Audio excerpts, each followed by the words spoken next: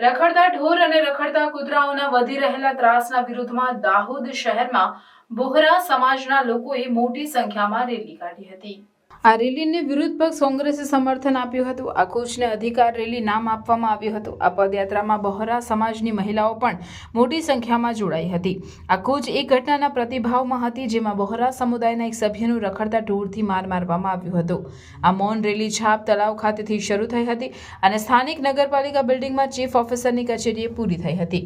Chief officer સમક્ષ રજૂઆત કરવામાં આવી હતી અને પ્રાંત અધિકારી, મામલતદાર અને ચીફ ઓફિસરને મેમોરેન્ડમ આપવામાં આવ્યું હતું।